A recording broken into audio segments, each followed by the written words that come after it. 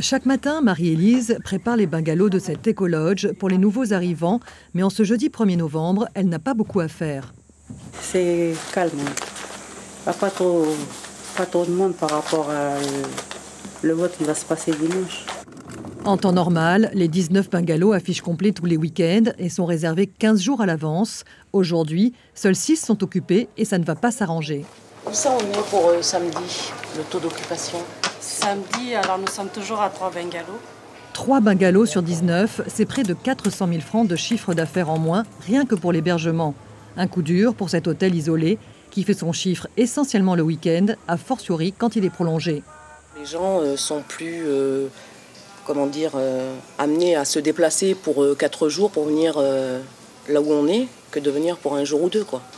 Donc c'est vrai que il y a un manque à gagner, ça c'est sûr. Pas de baisse de fréquentation notable dans cette résidence hôtelière.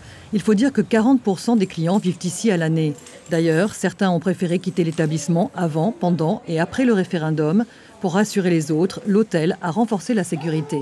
On a vraiment des clients qui pensent qu'il va se passer quelque chose et d'autres qui pensent qu'il va vraiment rien se passer. De toute façon, tous les week-ends, on a des agents de sécurité, on a un rondier qui passe. Donc là, on allait simplement doubler les effectifs. On a décidé de mettre toujours un agent à l'intérieur, un agent qui tourne et des agents à l'extérieur. Autre entreprise impactée par le référendum, Air Calédonie. Pour ce long week-end, la compagnie aérienne avait prévu une dizaine de vols supplémentaires. Ils ne se sont remplis que la semaine dernière grâce à une remise de 50%.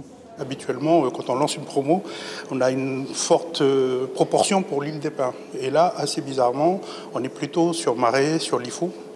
Alors, donc ça veut dire certainement, en tout cas c'est notre déduction que c'est de la population locale, c'est peut-être lié au référendum, c'est peut-être lié au fait que ce sont des gens qui n'ont pas fait les formalités pour pouvoir voter dans les bureaux de vote décentralisés, mais qui là, ce sont nos déductions à nous, qui paraîtraient assez logiques.